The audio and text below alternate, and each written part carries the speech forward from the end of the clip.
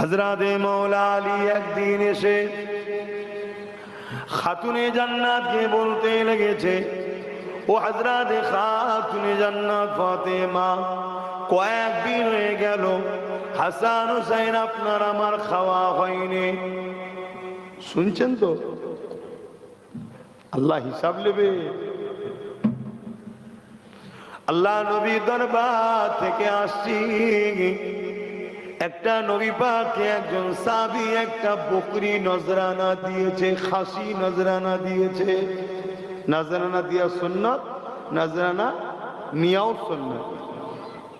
নবী ও নবীর আহালদের আমাদের যাকাত চলে না, আমাদের দান চলে না, আমাদের ভিক্ষা চলে না, আমাদের নজরানা চলে না। কথা বুঝে আসছে? এই হযরতে খাতুনে জান্নাত, ওই খাসিটা যদি আপনি আব্বার কাছে নিয়ে আসতেন, তাহলে আপনার আমার হাসান হুসাইনের কয়েকদিন খাওয়া হয়নি, ওটাকে নিয়ে তাহলে আমাদের খাওয়া হতো। হযরতে খাতুনে জান্নাত চলে গেলেন, আব্বাকে সালাম দিয়ে বললেন, আব্বা শুনলাম একটা নজরানা কোন সাহাবা ভাই আপনাকে দিয়েছে খাসি, ওটা কি আমি নিতে পারি? আদনজানের বাদশাহ রাহমাতুল লিল আলামিন বলছে, মা অবশ্যই নাও, তবে নিবার আগে একটা কথা বলি মা, জিবরাইল এসেছিল, একটা ছোট্ট দোয়া শিখিয়েছে, যে দোয়াটা সংখ্যাতে অনেক ছোট্ট কিন্তু এত ভারী, একবার কেউ তেলাওয়াত করলে জমিন আসমানের বীজখান যতটা ফাঁকা জায়গা আছে ওই জায়গাতে আল্লাহ পাক নেকিতে পরিপূর্ণ করে দেয়। এ বেটি ফাতেমা, তুমি এই দোয়াটা শিখবে, নয় খাসিটা নেবে।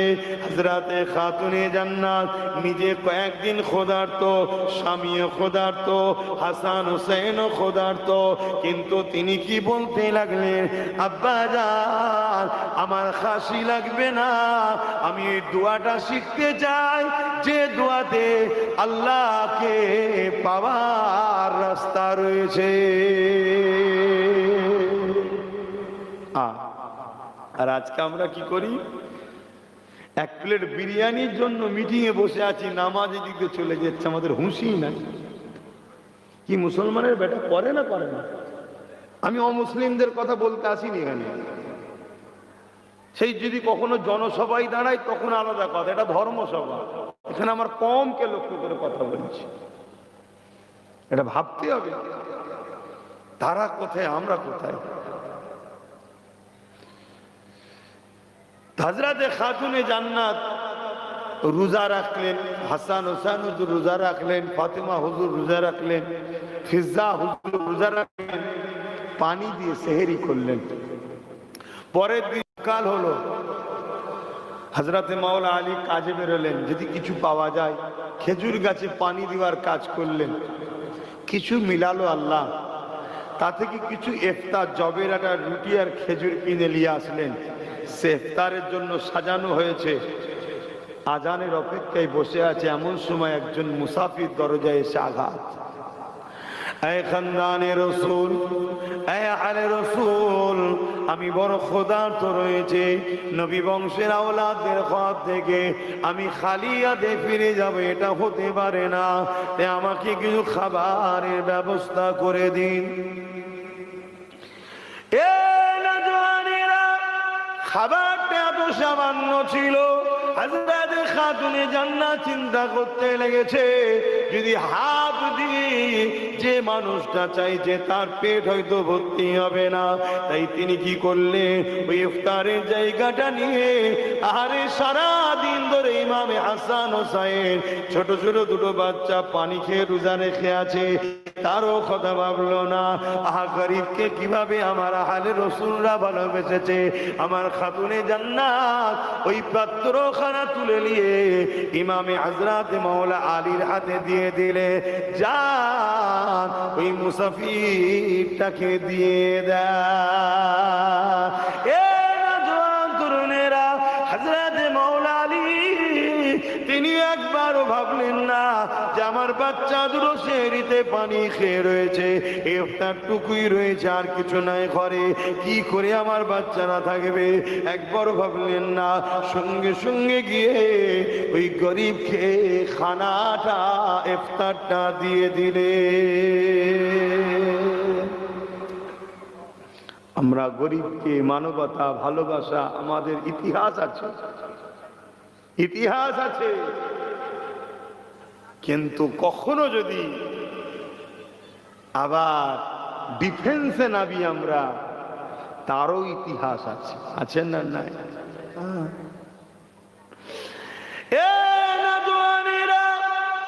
সারা রাত আর কিছু খাওয়া হলো না, পানি খেয়ে পানি খেয়ে পানি খেয়ে আশেরি রক যখন এসে গেল, আবার সেরি করবে পানি খেয়ে, আবার পরের দিনেতে মওলা আলী আবার কিছু কাজে বেরিয়ে গেলে, ওই কাজে গিয়ে সামান্য কিছু অর্থ হলো, তা থেকে আবার কিছু ইফতার কিনে নিয়ে আসলো, যেটাকে নিয়ে আবার সন্ধ্যাবেলা বসেছে ইফতারের জন্য, আজানের অপেক্ষায় রয়েছে। ঠিক এমনই সময় প্রথম দিনের নাই আবার একজন মুসাফির এসে দরজার করে আঘাত দিয়ে বলতে লেগেছে, আমি বড় ক্ষুধার্ত রয়েছি, ঘরে কিছু খাবার যদি থাকে আমাকে দিয়া হোক। আহা সন্তান তো মায়ের দেখে শিক্ষা লায়, প্রথম দিনে খাতুনে জান্নাত দিয়েছে, ওই শিক্ষা তো হাসান হোসেন হুজুর পেয়েছে। তাই দ্বিতীয় দিনে মুসাফির যখন এসে দাঁড়িয়েছে, হযরত ইমামে হাসান হুজুর উঠে দাঁড়িয়ে বললে, ওই ইফতারের পাত্রটা নিলে বাইরে বেরিয়ে ওই গরিবকে ইফতারটা দিয়ে ইফতারেতে পানি পান করে রোজাখানা খুললে। দুদিন হলো, সারা রাত আর কিছু খাওয়া হলো না, কিছুই নাই ঘরে। শুনছেন তো? গরিব ছিল নাকি? আপনাদের কি ধারণা গরিব ছিল? না, গরিবই জিন্দেগি পছন্দ করেছিল। গরিবকে বলেছে দোনো জাহানের বাদশা হলো মওলা আলী হুজুরের শ্বশুর, আর দোনো জাহানের বাদশা হলো হযরতে ফাতেমা হুজুরের আব্বা জান। তারা আবার গরিবকে বলবে? আমার নবীর আহালদেরকে গরিব বলবেন না।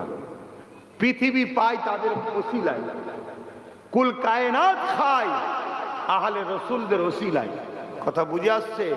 এটা আকীদা রাখবেন, তারা গরিব নয়, তারা উম্মতের জন্য গরিবী জিন্দেগিকে পছন্দ করেছে, যাতে আমার উম্মত, আমার নবীর উম্মত, আমার আব্বার উম্মত, তারা যদি কখনো একবেলা নাও পায়, যেন হারামে না হাত দেয়। যে আমার নবীর বেটি 3টে রোজা রেখেছে, ইফতারও পানি, সেহরিতেও পানি, আমি না একবেলা পাইনি, তো হারাম খাবো কেন? আমাকে দেখে যাতে শান্ত না পায়। কথা বুঝে আসছে? তারা গরিব নয়। আহারে আব্বাস সিদ্দিকী, যা দেখছো আহলে রসুলদের নকারি গোলামি করার ফলে পাচ্ছি। কথা বুঝে আসছে? অবশ্যই দেনেওয়ালা আল্লাহ, কিন্তু এটা ওসিলা, মাধ্যম। মানেন তো নাকি ওসিলা? কি ওসিলা মানেন তো? না আবার আর এক সমস্যা, তো এখন তো ওসিলাও মানতে চাই না অনেকে আবার। হ্যাঁ বাবেরা, নজওয়ানেরা, দুদিন কেটে যাবার পর 3 দিনের দিনে আবার সেহরিতে পানি খেলো, আবার ইফতারের সময়তে হযরতে মওলা আলী 3 দিনের দিনে খাটতে আর পারছে না, বড় শরীর দুর্বল হয়ে গেছে। সামান্য কিছু আল্লাহ মিলিয়েছে, ইফতারের জন্য রেডি করেছে। আগে 2 দিনে নাই, 3 দিনের দিন আর একজন মুসাফির চলে এসেছে। ও হযরতে মওলা আলী, ও আহলে রাসূলরা, কিছু খাবার যদি থাকে আমাকে দেয়া হোক।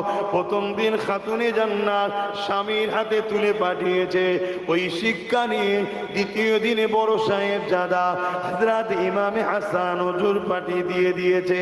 তৃতীয় দিনে ছোট সাহেব জাদা ইমামে হোসাইন আলাইহিস সালাম, তিনি উঠে দাঁড়িয়ে গিয়ে ওই ইফতারটাকে নিয়ে গিয়ে ওই গরিবের হাতে তুলে দিয়ে পানি দিয়ে ইফতারি করেছে।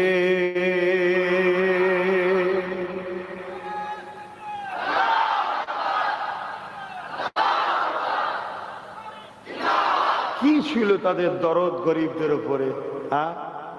কি ছিল দরদ? কি ছিল দরদ?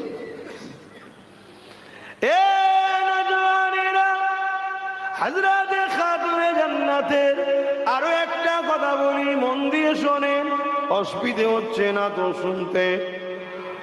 অনেকে ধারণা হতে পারে, ভাই আপনি নামাজের কথা বলছেন না কেন, রোজার কথা বলছেন না কেন? অবশ্যই নামাজের কথা বলা দরকার, রোজারও কথা বলা দরকার, কিন্তু মনে রাখবেন নামাজের কথা জুম্মার দিন মসজিদে খুতবাতে হয়, এবং নামাজ পড়লে সওয়াব, না পড়লে গুনাহ হয়, এটা সবাই জানে। কিন্তু এই জমিনের উপরে লাখো মানুষ নামাজ পড়ো জাহান্নামী হচ্ছে, এটা তারা বুঝতে পারেনি কেন আমরা জাহান্নামী হচ্ছে। মনে রাখবেন, যাদের দিলে আলে রসুলদের প্রেম নাই, রসুল বলেছে এরা হলো মুনাফিক, এদের নামাজ আল্লাহ দরবারে কবুল হয় না। কারণ ওই নামাজও কবুল হওয়াতে গেলে আহলে রসুলদের উপরে নামাজের মধ্যে দরুদ পড়তে হয়। পড়তে হয় আল্লাহুম্মা সাল্লি আলা মুহাম্মাদিন ওয়া আলা আলি মুহাম্মাদ। আলে মুহাম্মাদকে বাদ দিয়ে নামাজ কবুল করাতে পারবে না। সেই আলে মুহাম্মাদের কত সম্মান, কত মর্যাদা। এই যুবকেরা, তরুণেরা শুনে রেখে দা, দুনিয়া জমিনে আলে রসুলদের এত সম্মান আল্লাহ দিয়েছে কেন? এরা নবীর আওলাদ, নবীর খানদানের জন্য সম্মান আল্লাহ দিয়েছে। তাই মনে রাখবেন, এই জন্য উচিত আমাদেরকে তিনটে শিক্ষা বাচ্চাদের দিতেই হবে, দিতেই হবে। আল্লাহ নবী বলেছেন প্রতিটা বাপ মাকে তিনটে শিক্ষা বাচ্চাদের দিতে হবে। নাম্বার 1 হলো নবীর প্রেমের শিক্ষা দাও, নাম্বার 2 হলো আলে রসুলদের প্রেমের শিক্ষা দাও, নাম্বার 3 হলো কোরআনের শিক্ষা দাও। নবী যেভাবে বলেছে আমি সেভাবে বলছে। নবী নাম্বার 1 বলেছে আমার প্রেমের শিক্ষা দাও, নাম্বার 2 বলেছে আলে রসুলদের প্রেমের শিক্ষা দাও, নাম্বার 3 বলেছে কোরআনের শিক্ষা দাও। এ যুবকেরা, তরুণেরা, বাপেরা, কোন বাপ যদি সন্তানকে নবীর প্রেমের শিক্ষা দিতে না পারে, আহলে রসুলদের প্রেমের শিক্ষা যদি দিতে না পারে, কোরআনের শিক্ষা যদি দিতে না পারে, ওই বাপ কিন্তু কিয়ামতের দিন ধরা পড়ে যাবে। আজান হচ্ছে আপনাদের মহল্লায়? তো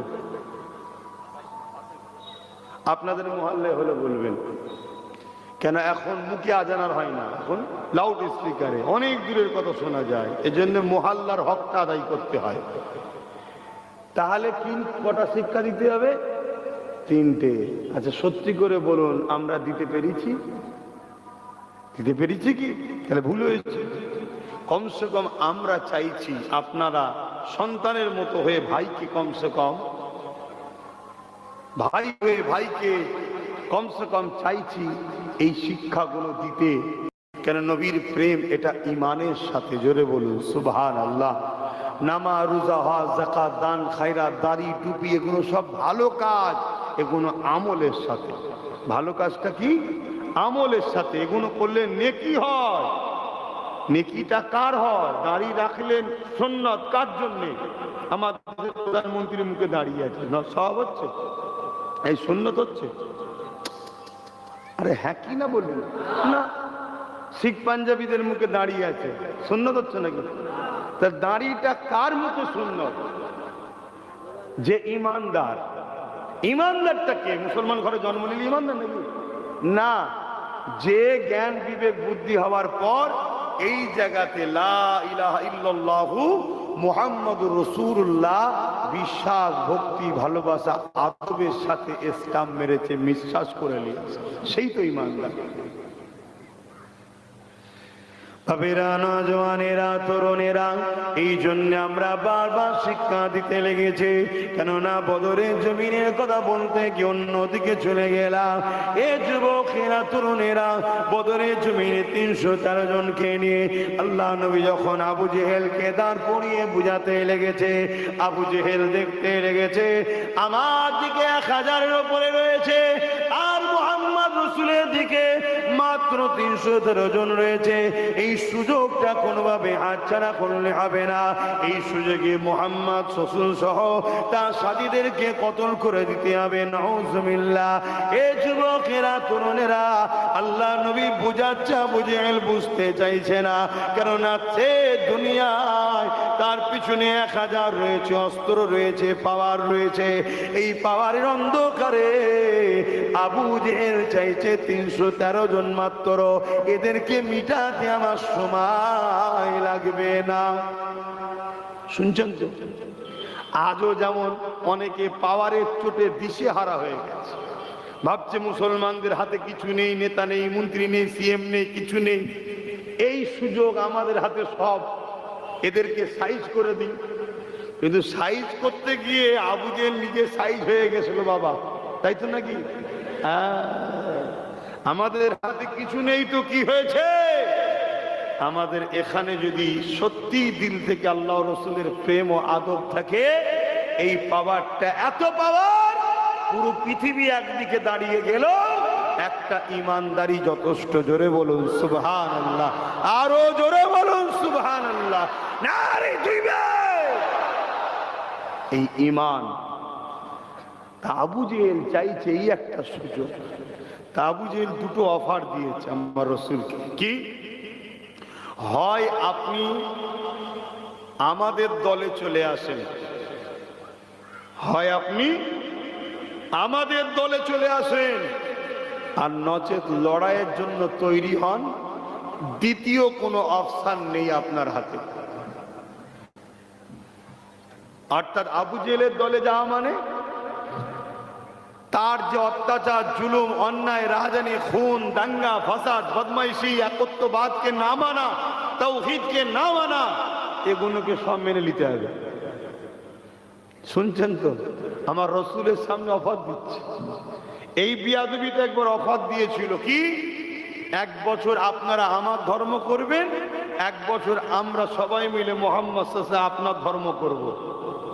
এই বিয়াদব আবু জেহেল বলেছিল, জানেন তো নাকি? সেখানে আল্লাহ পাক কি বলেছিলেন? আল্লাহ কি বলেছিলেন? সূরা কাফিরুন আল্লাহ নাজিল করলেন। সূরা কাফিরুন আল্লাহ নাজিল করে আল্লাহ রাসূলকে দ্বারা জানিয়ে দিলেন যে তোমরা যার ইবাদত করো, আমি রাসূল তার ইবাদত, আমরা তার ইবাদত করি না। আমরা যার ইবাদত করি, তোমরা তার ইবাদত করো না। তোমরা যার ইবাদত করো, আমরা তার ইবাদত করি না। অতএব আমাদের ইবাদত, আমাদের ধর্ম আমাদের জন্য, তোমরা যেটা করো ওটা তোমাদের জন্য। কিন্তু এখন কি বলছে? এখনকার আবু জেহেলরা লাইন একটু ঘুরিয়ে দিয়েছে, ডাইরেক্ট। আর ওই আবু জেহেলের মতো ডাকছে না যে আসো 1 বছর আমাদের মাবুদের উপাসনা করো, 1 বছর তোমাদের মাবুদের করব। আজকের আবু জেহেলরা এটা বলছে না। আজকের আবু জেহেলরা একটু ঘুরিয়ে দিয়েছে। কি? তোমার ধর্ম তোমার জন্য, আমার ধর্ম আমার জন্য, উৎসব সবার। বুঝছেন না? বলুন, এই আজকের আবু জেহেলদের কথা এটা। ধর্ম যার যার, উৎসব। তো উৎসবটা কি উপলক্ষ করে হয়? ধর্মের জন্যই তো। উৎসবটা কি উপলক্ষ করে হয় বলুন? ধর্মের জন্য। তো উৎসব আর ধর্ম আলাদা নয়। উৎসবকে কেন্দ্র করেই ধর্ম, ধর্মকে কেন্দ্র করেই উৎসব। যদি একই হয় বলো, উৎসব যদি সবারই হয় বলো, তাহলে কেউ কি আছে যারা বলছে কুরবানিতে এসে ঠ্যাং ধরবে? কথা বলুন।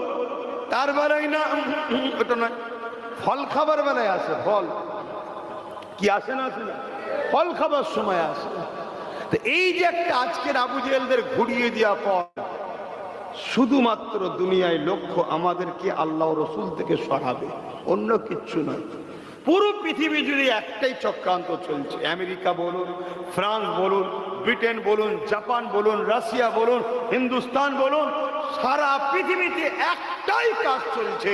যেমন অক্ষরে আল্লাহ রসুল থেকে উম্মতে মুহাম্মাদি মুসলমানকে সরিয়ে দাও, আর কিছু কাজ নয়। সরে গেলেই ফেরাউন সাকসেসফুল। আর মুসা থাকলেই ফেরাউন বিপদ। শুনছেন তো নাকি? সরে গেলেই নমরুদ সাকসেসফুল, আর না সরলেই ইব্রাহিম থাকলেই নমরুদের টেনশন। কথা বুঝে আসছো তো নাকি? আমরা সেই তাদেরই তো উত্তরসূরি রে বাবা, আমরা ওই লাইনেরই তো লোক। হ্যাঁ, এটা বোঝেন। আসেন বাপের, আজি কথা বলছিলাম, আবু জেহেল যখন বলল দুটো রাস্তা রয়েছে, হয় আমার দিকে চলে আসো, নচেত আমার মোকাবেলার জন্য তৈরি হয়ে যাও। আল্লাহ নবী সাহাবাদেরকে বললেন, এ বাবা সাহাবারা, প্রথম অফার তো কোনোভাবেই মানা যাবে না, দ্বিতীয়টা ওদের যখন ইচ্ছা গেছে বাবা তাহলে তৈরি হও, কেননা ডিফেন্স তো করতে হবে, জান তো বাঁচাতে হবে। সাহাবা হুজুররা বলতে লাগলে, ইয়া রাসূলুল্লাহ, হাবিবাল্লাহ, ওদের হাতে অস্ত্র তরোয়ার রয়েছে, আমাদের হাত খালি রয়েছে। আল্লাহ নবী বলতে লাগলে, এ বাবা সাহাবারা, বিসমিল্লাহ বলে খাজুরের ডাল হাতে তুলে নাও। সাহাবা হুজুরদের নবীর উপরে এত ঈমান ছিল, এত বিশ্বাস ছিল, আল্লাহ নবী সাহাবারা বলল না, ইয়া রাসূলুল্লাহ, হাবিবাল্লাহ, তরোয়ারের মোকাবেলায় খাজুরের ডাল, ঢালের মোকাবেলায় খাজুরের ডাল, এটা কি করে লড়াই হবে? সাহাবারা জানে ওদের হাতে তরোয়াল থাকতে পারে, ওদের হাতে বল্লম থাকতে পারে, ওদের দিকে ঘোড়া থাকতে পারে, ওদের 1000 সৈন্য থাকতে পারে, ওরা সুসজ্জিত যোদ্ধা হয়ে আসতে পারে, ওদের দিকে ম্যান পাওয়ার থাকতে পারে, অস্ত্র পাওয়ার থাকতে পারে, মানি পাওয়ার থাকতে পারে। সাহাবারা জানে আমাদের দিকে কিছু নেই তো কি হয়েছে, আমাদের দিকে আল্লাহ ও তার রাসূল রয়েছে। আরো জোরে বলুন সুবহান আল্লাহ। আল্লাহ আমার স্লোগানটা দেবেন না, ওই রাস্তাই ঠিক আছে, এখানে নয়, এটা হুজুরের মাহফিল। তো ভাইরা আমার, কি কথা বলছিলাম, আমাদের কি এই বিশ্বাস আছে যে ওদের থাকতে পারে, ওদের হাতে মিলিটারি থাকতে পারে, ওদের পুলিশ থাকতে পারে, ওদের সেনা থাকতে পারে, ওদের সব থাকতে পারে? আমাদের যদি কিছু নাই থাকে, আমাদের সাথে আল্লাহ ও রসুল আছে, এই ভরসাটা কি আমাদের আছে? যদি থাকতো তাহলে খেটে বড় হতাম, চেটে নয়। কথা কি কষ্ট লেগে গেল? যদি সত্যিই থাকতো খেটে বড় হতাম, চেটে নয়। আমরা চেটে বড় হবার স্বপ্ন করি, নিজে কি করে প্রতিষ্ঠিত হব এই টেনশন, এই স্বপ্ন দেখছে না যে চলো কাউকে চিনি না, কাউকে বুঝি না, ছোট্ট হোক নিজের থাক, ছোট্ট হোক নিজের থাক। যদি কারো মনে হয় আমাকে সাথে পার্টনারে আসা দরকার, আসতে পারে, কিন্তু নিজের বলে একটা থাকা দরকার আছে না? নয়, কিন্তু সে ভরসা তো আমাদের নেই। শুধু ঘাবড়ে আছি, শুধু ঘাবড়ে আছি, ডাকা ঢুকবে আর মেরে ফেলবে, ডাকা ঢুকবে আর মেরে ফেলবে, এই টেনশনেই তো আমরা রয়েছি। হ্যাঁ, আমরা আল্লাহকে ভয় করা ছেড়ে দিয়ে দুনিয়া তাগুনি শক্তিদেরকে ভয় করছি।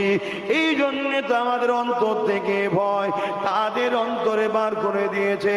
এ যুবকেরা, তরুণেরা, বাপেরা, যারা আল্লাহকে ভয় করে, আমার আল্লাহ তার ভয় সবার হৃদয়ের মধ্যে ঢুকিয়ে দেয়। আজ আল্লাহকে ভয় করে না, সমাজের মানুষের অন্তর থেকে তার ভয় আল্লাহ পাক উঠিয়ে নেয়। শুধু তাই নয়, সূরা রহমানের মধ্যে আল্লাহ বলছে, ওয়ালিমান খাফা মাকাম রাব্বিহি জান্নাতান। এ দুনিয়ার মানুষেরা, তোমরা আমি আল্লাহ আমাকে যারা ভয় করবে, আমি আল্লাহ তাদের জন্য দুটো জান্নাত দেব। আরো জোরে বলুন সুবহান। তাহলে ভয় শুধু কাকে করতে হবে? করি আমরা? আমরা আল্লাহ থেকে বেশি ভয় তো আজ জালিম হুকুমত গুলোকে করি। দরকার নেই বাবা কেস দিয়ে দেবে, দরকার নেই বাবা জেল দিয়ে দেবে, দরকার নেই বাবা কাজ আটকে দেবে, দরকার নেই বাবা ভ্যান চালানো বন্ধ করে দেবে, করে অন্যায় মিটিয়েছে না মিটাইনি? হ্যাঁ, আমরা মনে করি নামাজ পড়লিয়েছি, ব্যাস হয়ে গেছে, রোজা রেখে দিয়েছি, হয়ে গেছে। অত সহজ নয়। নামাজ এসেছে মেরাজ থেকে, রোজা এসেছে মেরাজ থেকে। আমার নবী নবুয়াতের পরে 11 বছর পর মেরাজে গেছে। এই 11টা বছর আমার নবী কি করেছে?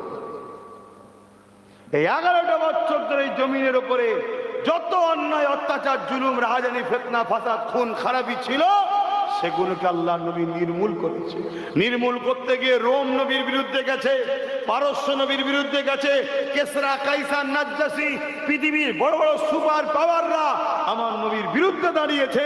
আমার রাসূলুল্লাহর উপরে জুলুম হয়েছে, নবী রক্তাক্ত হয়েছে, ডান্ডা মুবারক শহীদ হয়েছে, সাহাবারা শহীদ হয়ে গেছে।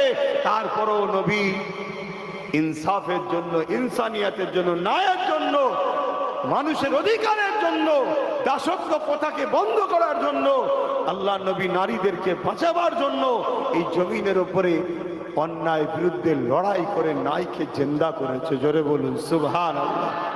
ওটা কি আমাদের ডিউটি নয়? আজকে আমরা মুসলমান যে যার গ্রামে যদি 30, 40, 50, 100টা করে যুবক দাঁড়িয়ে যায়, আমার গ্রামে ইসলাম বিরোধী কোনো কাজ হবে না, আমার গ্রামে এতিমের উপরে জুলুম হবে না, আমার গ্রামে বিধবার উপরে জুলুম হবে না, আমার গ্রামে কোনো গরিবের উপরে জুলুম হবে না, অসহায়ের উপরে জুলুম হবে না, আমার গ্রামে কোনো মদের দোকান হবে না, আমার এলাকায় কোনো যাত্রা, ফাংশন, থিয়েটার হবে না। আরে জালিমরা তো দেখে দেখে ইচ্ছা করে মুসলিম এলাকাতেই গান, ফাংশন, যাত্রা, লটারি, সুদ, ঘুষ মুসলিম এলাকাতেই দিচ্ছে। কেন? জালিমরা জানে এর মধ্যে মুসলমান কি না জড়ানো যায়, তাহলে মুসলমানদের আল্লাহ মুসলমানকে বিপদে সাহায্য করলে আমরা শেষ হয়ে যাব। শুনছেন তো? আমাদের তো ভাবতে হবে। নামাজ যেমন কাজ, রোজা যেমন কাজ, হজ যেমন কাজ, যাকাত যেমন কাজ, এগুলো ব্যক্তি জীবনকে কামিয়াবি করে, কিন্তু সমাজকে বুরাই থেকে বাঁচানোটা কি আমাদের কাজ নয়? আল্লাহ কি বলেনি করতে? আল্লাহ তো বলেছে কুনতুম খায়রা উম্মাতিন উখরিজাত লিন-নাসি তা'মুরুনা বিল মা'রুফ ওয়া তানহাউনা আনিল মুনকার। অন্যায়কে মিটাও, ন্যায়কে প্রতিষ্ঠিত করো, এই দুটো তো কাজ আল্লাহ দিয়েছে আমাদের। এগুলো কি করবে? কিছু শুনছেন তো আমার কথা নাকি? এগুলো করতে হবে, ভাবুন, ভাবতে হবে, না হয় কিন্তু আখিরাত বড় কঠিন হবে। আল্লাহ নবী জানিয়ে দিলেন আখিরি জামানায় মসজিদ ভর্তি লোক থাকবে, মসজিদ ভর্তি নামাজি থাকবে, একটাও ইমানদার থাকবে না। তাহলে কি হলো? লাভটা কি হলো? মসজিদ ভর্তি আখিরি জামানায় লোক থাকবে, নামাজি থাকবে, একটাও ইমানদার, ওই নামাজির লাভ কি হলো? আল্লাহ নবী আরো জানিয়েছেন আখিরি জামানাটা এত কঠিন হবে, হাতের তালুতে আগুন রাখা থেকেও ঈমান বাঁচানো বড় কষ্টকর হয়ে যাবে। এ যুবকেরা, তরুণেরা, আমার নবী পাকের প্রেমিকেরা, আজ আমরা গায়ে হাওয়া লাগাচ্ছে, আমাদের খেয়াল নাই, চতুর্দিক থেকে আমাদেরকে ঘিরে ফেলা হচ্ছে। আগামী দিন আমাদেরকে জোর করে নামাজ ছাড়ানো হবে, আগামী দিন আমাদেরকে জোর করে কলেমা পড়তে দেওয়া হবে না, আগামী দিন আমাদেরকে জোর করে হারাম খাদ্য খাওয়ানো হবে, আগামী দিন আমাদেরকে জোর করে ইসলাম বিদ্বেষী কাজের সঙ্গে জড়ানো হবে, আগামী দিন জোর করে আমার আপনার ঘরের বেটিদেরকে বেউজ্জতি করা হবে। এই প্ল্যানটা দুনিয়ার বুকে চলতে লেগেছে। আজ আমাদের কোনো খেয়াল নেই, আজ আমাদের দুনিয়ায় কি আমাদের পিছনে রাজ চলছে, ওই দিকে আমাদের কোনো গুরুত্ব না। এই জন্যই তো নবী বলে দিয়েছে আখিরি জামানাতে হাতের তালুতে আগুন রাখা যতটা না কষ্ট, তার থেকে বেশি কষ্ট হবে ঈমান বাঁচানো। হাতের তলায় কি আগুন রাখতে পারবেন? ওর থেকেও কোটি ঈমান বাঁচান, তাহলে ঈমান রাখবেন কি করে? শুনছেন তো? নিজেরাই কোনো জায়গায় বোম ফাটাবে, ভালো ভালো মুসলিম লোকেদেরকে টার্গেট করে তাদেরকে তুলে চলে যাবে। শুনছেন? তাদের বাড়ি বাড়ি ঢুকবে, মা বোনেদেরকে বেইজ্জতি করবে, তাদের পর্দা আবরু বেয়ারবরু করবে। শুনছেন? আপনি কিছু করতে পারবেন না। কেন? যারা করছে তাদের হাতে রাজ পাওয়ার আছে, আপনার ফু দিয়ে রাজ পাওয়ার রোকা যায় না। শুনছেন তো? আপনার হাতে রাজ পাওয়ার নেই, কথা কিছু বুঝছে? আজ বড় প্ল্যান করে আমাকে আপনাকে হারাম খাওয়ানো হচ্ছে, কাল জোর করে হারাম খাওয়ানো হবে। আজ বড় প্ল্যান করে খাওয়ানো হচ্ছে, অমুক জায়গায় যাবি, বিরিয়ানি দেওয়া হবে, মরা চিকেন খাওয়াইয়ে দিচ্ছে। আশপাশে সব পোল্ট্রির দোকান থাকে না, এই বললো তোদের কালকে যদি কিছু মরা থাকে পাঠিয়ে দিবি, সব কেটে কুটে চালিয়ে দে, খা খা খা খা। কেন জানে এগুলো মুসলমানদের না খাওয়ালে এদের ইমান নষ্ট করা। আমার অসুবিধা হচ্ছে নাকি? আমি এই লাইনে ওয়াজ করি, বাপ জেনে শুনেই দাওয়াত করেছেন, জেনে শুনে এসছে। আমাকে অন্য লাইনে নিয়ে গেলে হবে কি করে? কি আমি অপারেশন করার রুগী আর আপনি আমাকে হোমিওপ্যাথি ওষুধ চাইলে হয় আমার কাছে আসেন, কেটে কুটে ফেটে ফুড়ে বার করে সেলাই করে ছেড়ে দেবো, যা। কথা বুঝছেন তো নাকি? যার যেটা কাজ তাকে সেটা করতে হবে নাকি? আপনি যদি বলেন না কাটাকুটি করবো, তাহলে হোমিওপ্যাথি ডাক্তারের কাছে যান। আমায় নিয়ে এসছেন কেন? আমি তো কাটাকুটিওয়ালা লোক, সার্জেন করা লোক। কি গো, বুঝছো তো নাকি? মন টন খারাপ, তবে ঠান্ডা খুব দেখছি।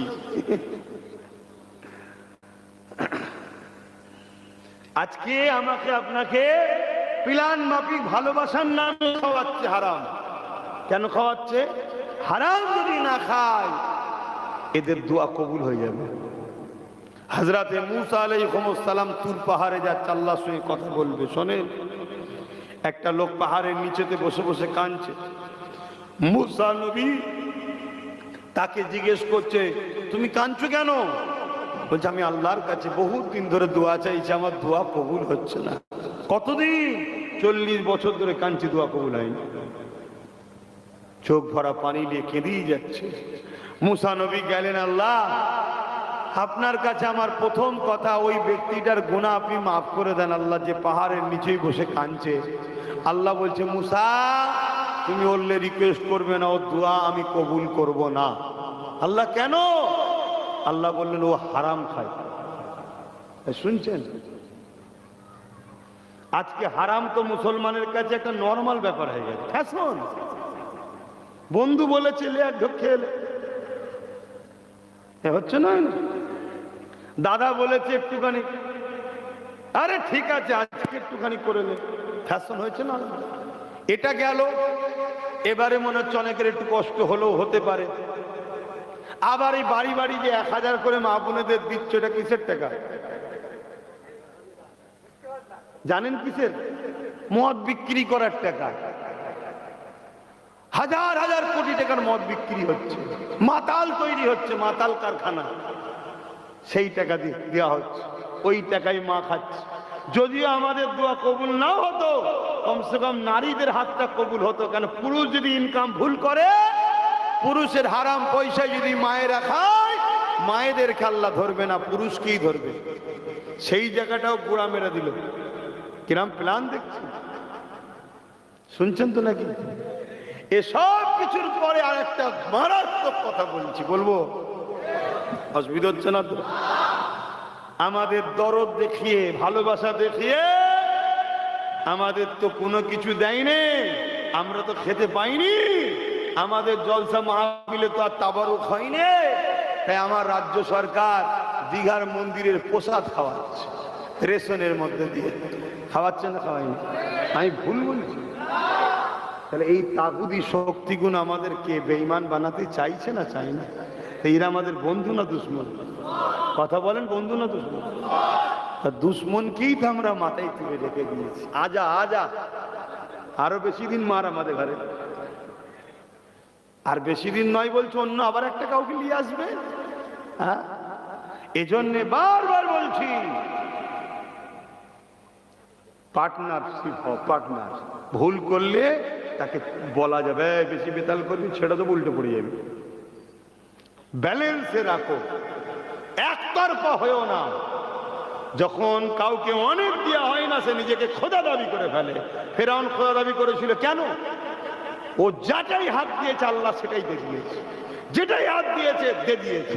কোনোদিন জীবনে বিমার হতো না ফেরাউন, কোনোদিন বিমার হতো না। ফেরাউন তখন বলল, আল্লাহর বিমার হয়নি, তার মানে আমি তো আনা রব্বুকুম আল্লাহ, আমি বড় খোদা। কথা বুঝে আসছে? আসেন বাপেরা, আজকে এটা পিলান মাফিক হচ্ছে। কাল যদি আমি আপনি না জাগি, আমাদের যদি হাতে পাওয়ার না থাকে, কাল আমাদেরকে জোর করে ইসলাম থেকে সরানো হবে। তার একটা ছোট্ট নমুনা বলে দিয়ে যায়, ক্ষমতা জোরে সংবিধানের বিরোধী করে কেন্দ্র সরকার ওয়াকাফ কালা কানুন তৈরি করে মসজিদ, মাদ্রাসা, কবরস্থান, ঈদগাহ, খানকাকে মিটিয়ে দিবার পরিকল্পনা করেছে না করেনি? দেখুন, জোর করে বা জুলুম শুরু হচ্ছে। এতদিন ঘুরিয়ে হতো কিরকম? আমাদের ওয়াকাফের টাকা সবাই ঝেড়ে খেয়েছে। এমন কোন দল নাই বুক ফুলিয়েছে বলবে যে মুসলমানদের ওয়াকাফের টাকা খাইনি, মুখ ফুলিয়ে পাঠিয়ে দেবো, কেউ বলতে পারবে না। শুনছেন তো নাকি? সব টাকা খেয়েছে, কিন্তু পুকুরের মাছ চুরি করে খেয়েছে, পুকুর চুরি করেনি। কেন্দ্র সরকার চাইছে পুরো পুকুরটাকে চুরি করব, আইন তৈরি করেছে ওয়াকাফ কালা কানুন। শুনেছেন তো আপনারা? গায়ের জোর দিয়ে হচ্ছে তো পারে, হ্যাঁ, ডিফেন্স করো না, ক্ষমতা আছে। আব্বাস সিদ্দিকী 8 বছর আগে থেকে বুঝাচ্ছে, আসো ওয়াকাফ চলে যাচ্ছে, বাঁচাও, ওয়াকাফ চলে যাচ্ছে, বাঁচাও। আমার উলামা ইমাম ভাইরা, কাউকে ব্যক্তিগত আঘাত দিয়ে বলছি না, ইতিহাসটা তো ভুলে গেলে চলবে না। ব্রিটিশ প্রথম উলামাদের পক্ষেই হাওয়া দিয়েছিল। কাজ মিটে যাওয়ার পর যখন দিল্লি থেকে আব্দুল আজিজ মুহাদ্দিস দিলবি আওয়াজ দিল, এ ব্রিটিশদের বিরুদ্ধে লড়াই করা ফরজ, দিল্লি থেকে লাহোর পর্যন্ত উলামাদের, হাফেজদের লাশ প্রতিটা গাছে টাঙিয়ে দিয়েছিল ব্রিটিশরা। অতএব সর্বপ্রথম টার্গেট কিন্তু উলামাদের ঘরে। কিন্তু আজকে এত বড় একটা জিনিস ঘটছে, আমরা তো এসআইআর এর চাপে ওয়াকাফটাকেই ভুলে গেছি। অনেকে শুধু কাগজ নিয়ে ছুটছি, আমার কাগজ কি হবে? হ্যাঁ, তবে এসআইআর হয়ে একটা কিন্তু ভালো জিনিস হয়েছে। কি বলেন তো? যে ছেলে পুলে বাপ মার খোঁজ রাখতো না, এখন বাপ মার খোঁজ নিচ্ছে যে ঠিক আছে কি দেয়। হ্যাঁ, একটা ভালো গুণ রয়েছে। বাকি রাষ্ট্রীয় যে এসআইআর, সেভাবে যদি হয় আমি এসআইআর এর বিরুদ্ধে নয়, কিন্তু রাজনীতির এসআইআর যদি হয়, অর্থাৎ আমার ভোট আমি রাখবো, অন্যকে বাদ দেবো, তাহলে এই এসআইআর কে ব্যান্ড হওয়া দরকার। সংবিধান বিরোধী, পুরো দেশবাসীকে, রাজ্যবাসীকে ঐক্য হয়ে এসআইআর কে বন্ধ করে দেওয়া দরকার। আর যদি এসআইআর এর যেটা মূল লক্ষ্য, যেটা আগেও হয়েছে, সংযোজন, সংশোধন, কেউ মারা গেছে, নাম রয়েছে, অন্য নামে অন্যজন ভোট দিচ্ছে। আমরা সোশ্যাল মিডিয়ায় দেখেছি না, অনেকে এসে বলছে দেখুন তো অমুক নামে কেউ ভোট দিয়েছে কি, বলছে এই 10 মিনিট আগে দিয়ে গেল। বলছো দেখেছেন না, নাটক করেছে, একটু আগে এলেই দেখা হয়ে যেত। তখন রেগে গিয়ে বলছে কেন ঘরে দেখা হয় না? বলছে 10 বছর আগে সে মারা গেছে তো। তার মানে কি ভূতে ভোট দিয়ে যাচ্ছে? এই ভোট কোনো বাদ যাওয়া দরকার আছে না? না, এটা ভালো। অনেকের বিবাহ হয়ে এই জায়গা থেকে অন্য জায়গায় চলে গেছে, 2 জায়গাতেই নাম আছে, ওই জায়গাও ভোট করছে, এই জায়গায় অন্যজন দিচ্ছে, এটা বাদ করে এক জায়গায় থাকবে, ওটাও ভালো, খারাপ কি আছে? আবার অনেকে 5 জায়গায় ভোটার কার্ড করেছে, 5 জায়গাতে ভোট দিচ্ছে, ওটাও বাদ করা দরকার, ঠিক না বেটি? আবার অনেক নতুন ভোটার হয়েছে, তাদের নাম উঠবে, এটা তো ভালো কাজ, খারাপ নয়। কিন্তু এসআইআর এর নামে ক্ষমতার জোর দেখিয়ে যদি কারো নাম বাদ দেওয়া হয়, সে মুসলমান হোক আর হিন্দু হোক, এটা হবে অন্যায়। কেন মানুষকে পেরেশান করা উচিত নয়। ছোট্ট ছোট্ট বাচ্চা নিয়ে বাপ মা যাবে কোথায়? এটা অন্যায়। এই অন্যায়ের বিরুদ্ধে ইসলাম লড়াই করতে বলেছে, দেশও বলেছে, ইসলামও বলেছে। কথা বুঝে? অসহায়ের যে সাথ দেয়, কিয়ামতের দিন আল্লাহর রহমত তার সাথ দেবে। জোরে বলুন সুবহানাল্লাহ। যাক, ওদিকে যাচ্ছি না, চলে আসেন। আল্লাহ দিনকে মজবুত করে ধরে, ইমানকে মজবুত করে, নবীকে পিয়ার করে, নামাজের সময় নামাজ পড়ে, রোজার মাসে রোজা রাখে, মালদাররা হজ করে, যাকাত দেন মালদারেরা। এই যুবকেরা পাশাপাশি এলাকার গরিব অসহায় মানুষ দুঃখীদের পাশে দাঁড়ান। কারণ আল্লাহ নবীকে এক ইহুদি এসে জিজ্ঞাসা করলো, এ আব্দুল্লাহর বেটা মুহাম্মদ সাল্লাল্লাহু আলাইহি ওয়াসাল্লাম, ইসলামের সব থেকে ভালো কাজ কোনটা? আল্লাহ নবী বলেছিলেন, ক্ষুধার্ত মানুষকে খানা খাওয়ানো। এ যুবকেরা, ওই ক্ষুধার্ত মানুষটা যদি মুসলমান হয় তাকেও খানা খাওয়াও, ওই ক্ষুধার্ত মানুষটা মুসলিম হয় তাকেও খানা দাও, তার পাশে দাঁড়াও। ইসলামের সব থেকে ভালো কাজ হলো এটা, ক্ষুধার্ত মানুষকে খানা খাওয়ানো। তুমি যদি জমিনের উপরে আল্লাহর সৃষ্টিকে ভালোবাসো, কিয়ামতের দিনে আল্লাহ তোমাকে ভালোবাসবে। আল্লাহ নবী আরো জানিয়েছে, কেউ যদি এতিমের মাথায় হাত বোলায়, সে যেন আমি রাসূলুল্লাহ আমার মাথায় হাত বোলালো। আল্লাহ নবী আরো বলেছে, কেউ যদি এতিমকে খানা দেয়, সে যেন আমি রাসূলুল্লাহ আমাকে খানা দিল। আল্লাহ নবী আরো বলেছে, কেউ যদি এতিমের পরনার কাপড় দেয়, সে যেন আমি রাসূলুল্লাহ আমাকে পরনার কাপড় দিল। হলো ঈমান। জোরে বলুন সুবহানাল্লাহ। এই আকীদা যার মধ্যে রয়েছে, তার মধ্যে ঈমান রয়েছে। যে রাসূলের উপরে জানের থেকে বেশি মহব্বত রাখে না, সব থেকে বেশি আদব রাখে না, তার মধ্যে ঈমান নাই। ঈমান যদি না থাকে, কখনো আমাদের দুনিয়া আখিরাতেও কামিয়াবি নাই।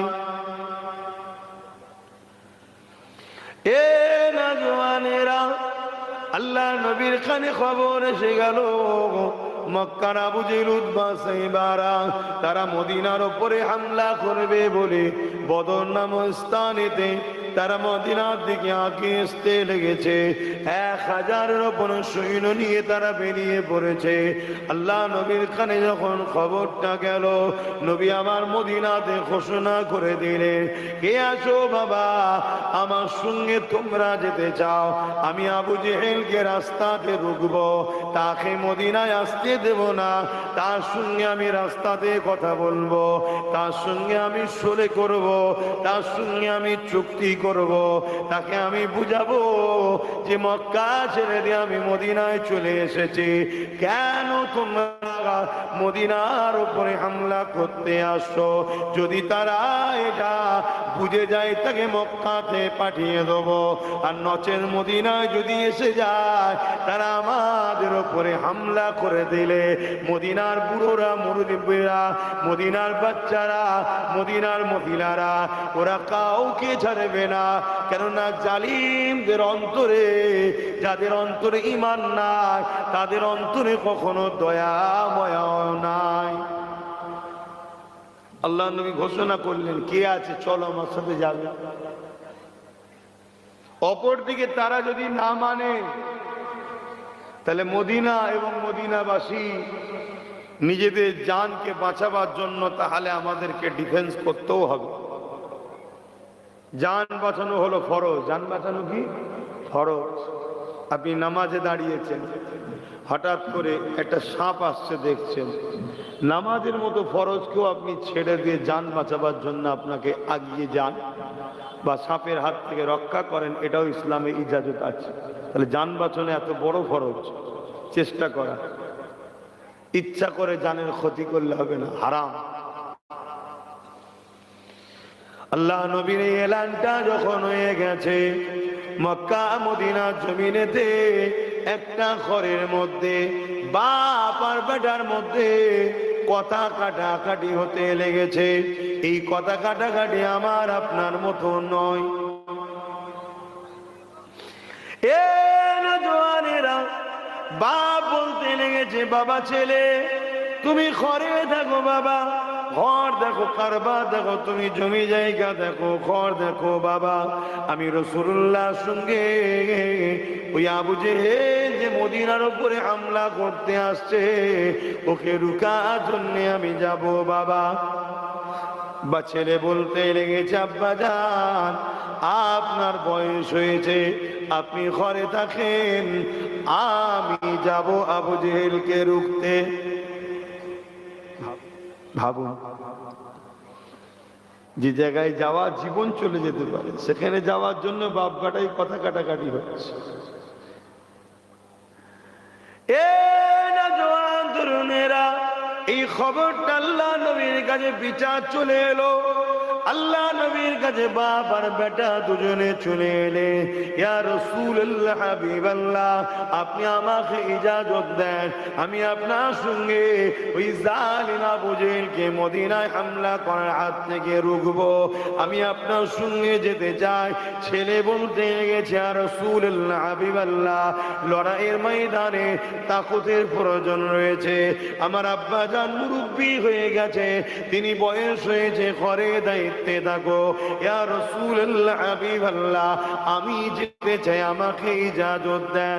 আল্লাহ নবী বললেন, এ আমার মুরব্বি সাহাবী রে, আমি রাসূলুল্লাহ আপনার ছেলেকে যাবার ইজাজত দিলাম।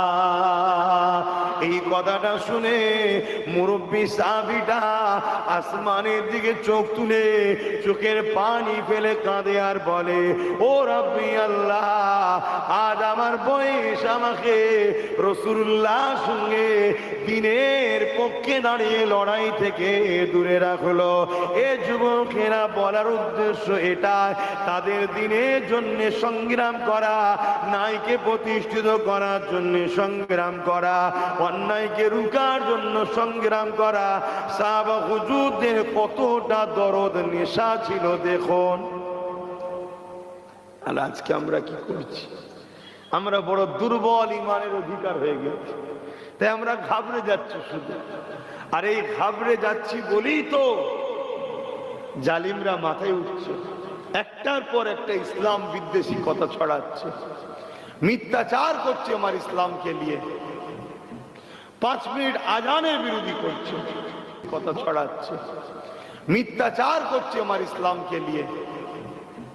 5 মিনিট আজানের বিরোধী করছে, বছরে একবার কি দুবার শহর এলাকাগুলোয় নামাজ একটু রোডে চলে যাবে, সেখানে আপত্তিজনক করছে।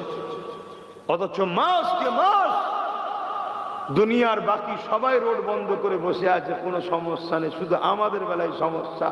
কেন ভাবতে হবে? কেন বললেই তো আমি খারাপ হয়ে যায়, তারপরেও বলতে লাগে আমাদের আব্বাজান নেই, গার্জেন নেই, তাই এতিম আমরা। বুঝছেন তো, আমরা এতিম, আমাদের দলও নেই, আমাদের নেতাও নেই, এজন্য আজ আমরা মার খাচ্ছি। আর সবার হয়ে বলার লোক আছে। বাপেরা, নওজওয়ানেরা, তরুণেরা, বদরের ময়দানে আল্লাহ নবী সাহাবা হুজুরদিগকে নিয়ে গেলেন। মাত্র 313 জন হয়েছে। এ নওজওয়ান তরুণেরা, অপর দিকে 1000-এর ওপরে আবু জেহেল বাহিনী চলে এসেছে। 1000-এর হাতে সুসজ্জিত অস্ত্র রয়েছে, 1000-এর কাছে ঘোড়া রয়েছে, উট রয়েছে, হাতি রয়েছে, 1000 বাহিনীর কাছে যুদ্ধের লিবাস রয়েছে।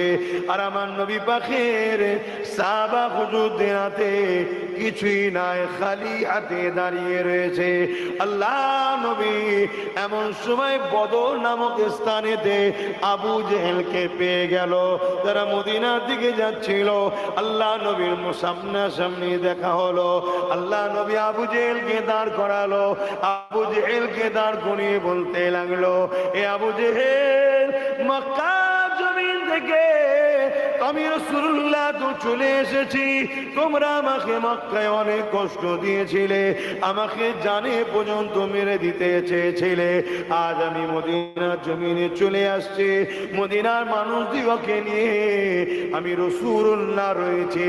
এখন শুনলাম নাকি তুমি মদিনার উপরে হামলা করবে, এই জুলুমটা তুমি করো না। বুঝাচ্ছে, যদি বুঝিয়ে মীমাংসা হয়, আমরা যেমন আজও বুঝাচ্ছি যে আমাদেরকে একচুকো ভাবে দেখো না, বুঝাচ্ছি না? বুঝাইনি? খুব বড় ভয়ানক ক্ষতি হবে,